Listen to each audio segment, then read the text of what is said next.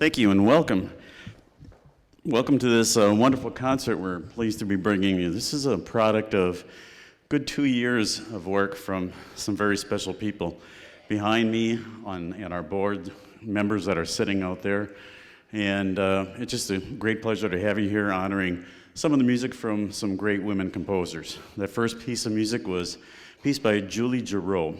Julie has done a lot of work for orchestras, bands, choirs, as well as television work. Some of her works for television series got her an Emmy Award with her work with Dynasty and Colby's, and some movies such as Karate Kid 2, Broadcast News, and White Man Can't Jump. Julie was the first, youngest person to receive an Emmy for her television work, and also the first woman.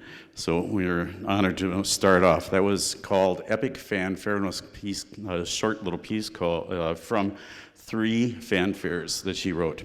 Our next selection is by a brilliant young composer named Carol Britton Chambers. To Select a Voice was written for a young music educator out of Stockton, California. His name's Chris Anderson. And what motivated Carol Britton Chambers to write this was a quote that he had before he passed away. He said, "Most people think the sounds of a young person playing their instrument is cringeworthy. I find it music to my ears because it's the first time their voice is lent to an instrument." You'll hear in the very beginning hints of those first notes, do, re, and mi. And then she goes to what she calls Chris's theme, and a beautiful little ballad, and immediately goes on to some little energetic works, like all young players start opening up their instrument for the first time. And lo and behold, you'll hear a little emergence of the first tunes that they may play, Hot Cross Buns. And she does a brilliant job in merging those out together. So we hope you enjoy To Create a Voice.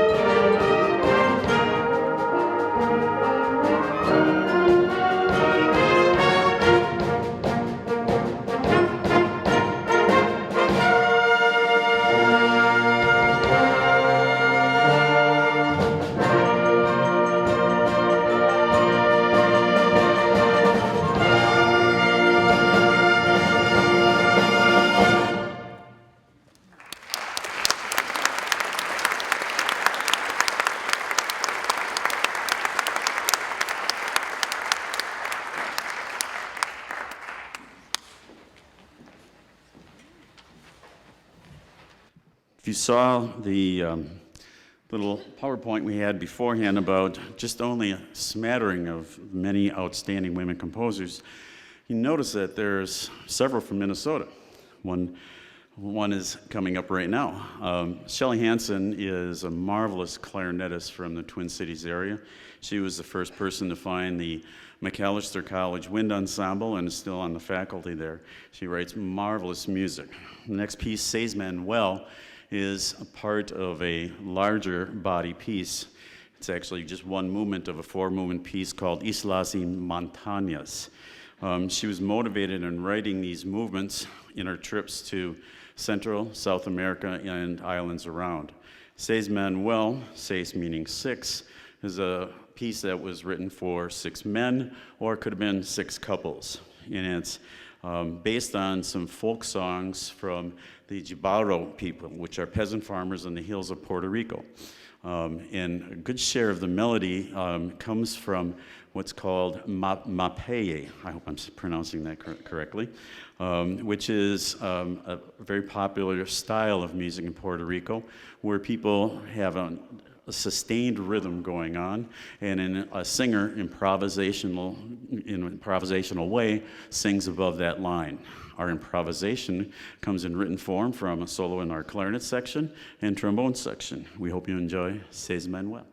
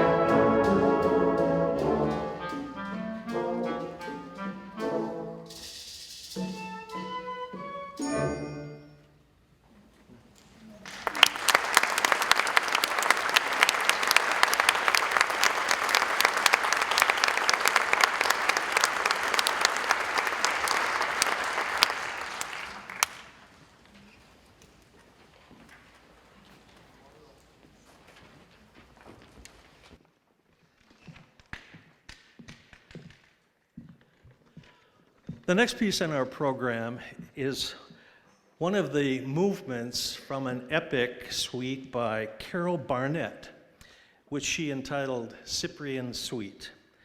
She composed this suite in 2004 after a memorable trip to the island nation of Cyprus. And the four movements there in this piece were based on Cyprian folk tunes. Hailing from Dubuque, Iowa, and after she studied composition at the University of Minnesota, Carol Barnett spent much of her professional life right here in the Twin Cities. Back in the 90s, she was the composer in residence for the Dale Worland Singers. She was also an adjunct instructor at Augsburg College. She played with the piano with the Children's Theater in Minneapolis and with a number of local orchestras. Tonight we're going to bring you the third movement of her Cyprian Suite, which she entitled in Greek, Exomologesis, which means in English, confession. And as this folktale goes, a man who had many love affairs in his life went to confess to his local priest. And the priest advised him, of course, to stop having so many love affairs. And in reply, the man said, "Father, if you grant me forgiveness and the Holy Communion, I will deny love." I hope he was able to keep that promise. And I'm sure that the composer found many interesting melodies and rhythms in that folk tune, in the folk songs that she was hearing, and got inspiration from this folk song as well, this folk story. You're certainly going to hear melodies and rhythms here that will remind you of Greece. Perhaps you're even going to hear a little Zorba the Greek. Not exactly, but it'll be reminiscent of that for you. So we bring you the third movement called Confession.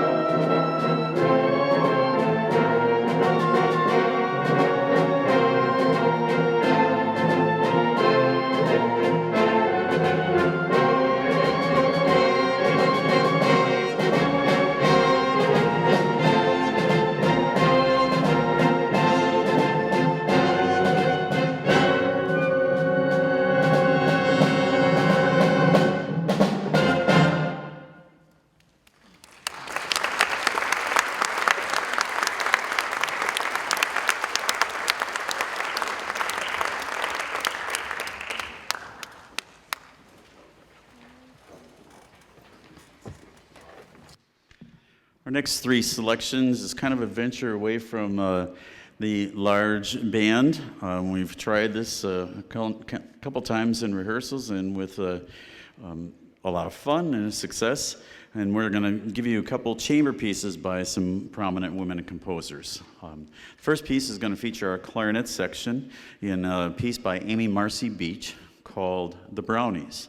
Our second selection is originally an organ piece that I arranged for brass choir. It's called Adoration from the pen of Florence Price. And our third selection is going to feature our flute section. And it's a piece also by Amy Marcy Beach, and it's called Fireflies. We hope you enjoy these three selections. Take it away.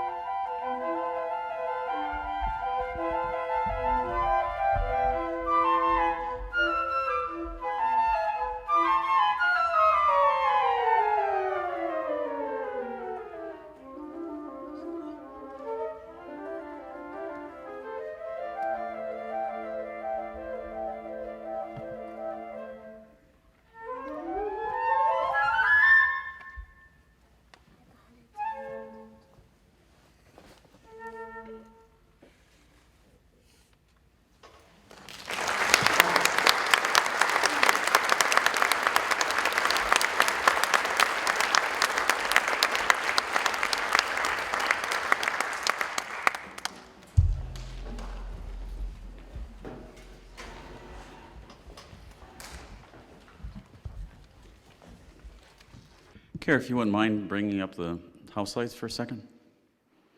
Thank you. Not a lot I can say about our next piece that isn't written in the program, about the background. The wonderful display you see out here in front, thanks to the Leduc match and bringing that out and having us kind of get a feeling of what it must have been like for the composer when she was approached 2 years ago to write a piece. When I said earlier on, this has been a project in 2 years, literally it has.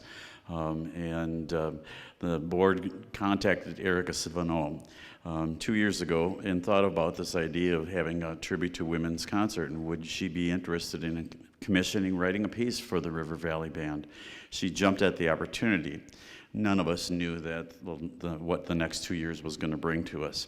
And in that time, Erica Savano from Augsburg College has had a lot of popularity, which is great for her. All across the country. I think she shared with us when she was in a rehearsal 2 weeks ago with us that she has close to about 12 different commissions over the last 2 years, sitting like all of us, and she put her time to great use and creativity. Florence and Alice is a tribute to those wonderful women who pioneered so much in this community.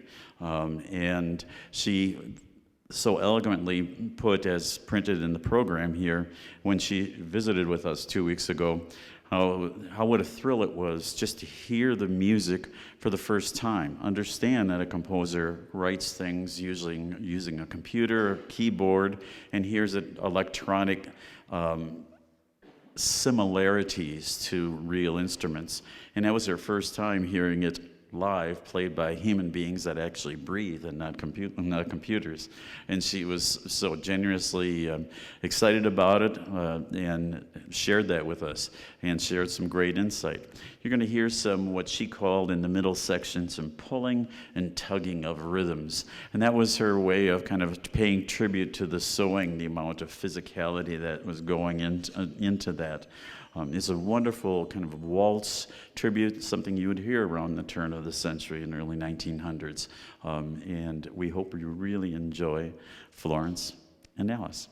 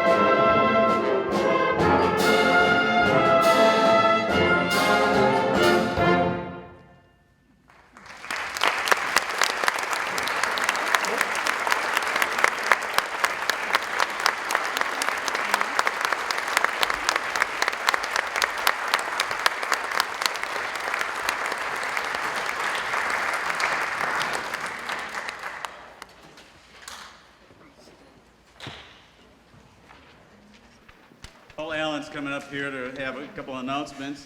Alan is the president of our board of directors. He's got a couple announcements I forgot to share with you. Literally, it was 1 minute before I walked on stage. And then we should be looking at our phones at concerts, but my phone kind of sent me a message. I looked at it, and it was from the composer, Erica Spano. She unfortunately couldn't be here this evening because she has another commission in Sun Prairie, Wisconsin. And so, but she wished you folks good luck on Florence and Alice, and hope you all enjoyed it. And I'm not kidding. That was just 1 minute before I walked out.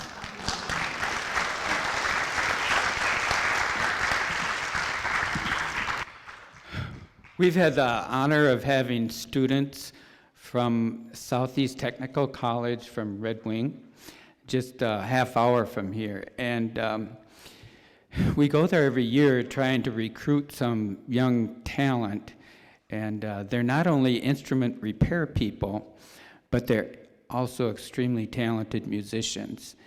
And we're just thrilled to have had them. And I'd just like to honor them by having them stand up so we could give them a round of applause.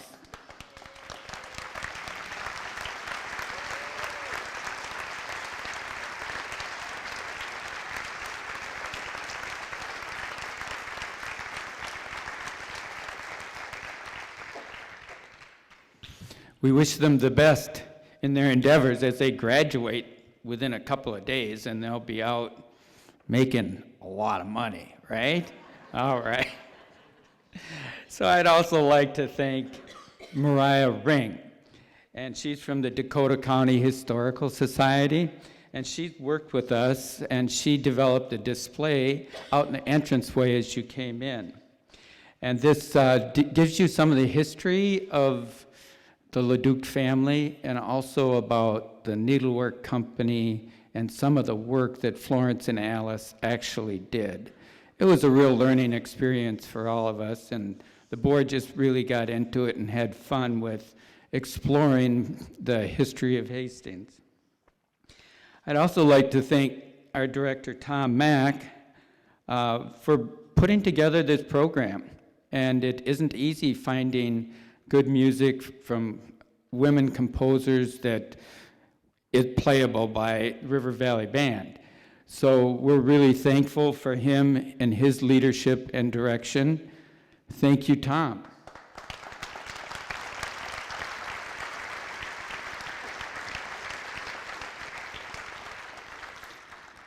Finally, we have one more concert this year. We're going to be at Levy Park in Hastings at Make Music in America Day on June 21st at 7 o'clock. So it'll be sweet summertime in Hastings, and you can enjoy some more of our music. Thank you. Tom?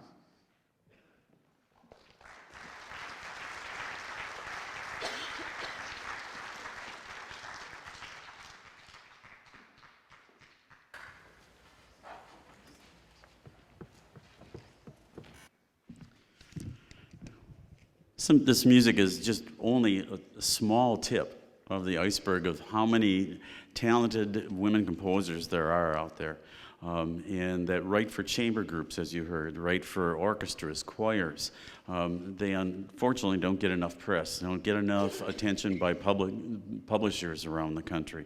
And people like Erica, who wrote Florence and Alice for us, are realizing that the power of the internet and going to their own websites and producing their own things when people used to go to publishers. Now, people still do that, but it becomes less and less with the power of social media. So you're going to see a lot of new compositions.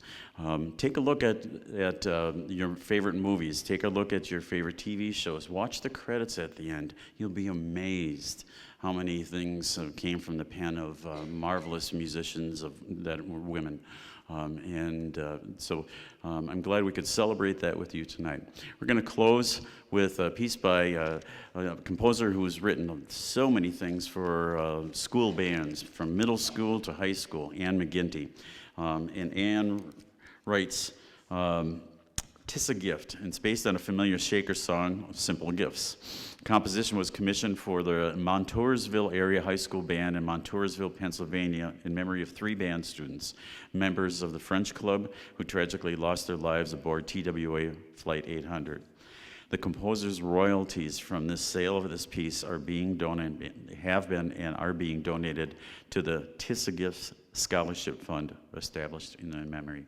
Thank you for coming out tonight. This is Tissagift.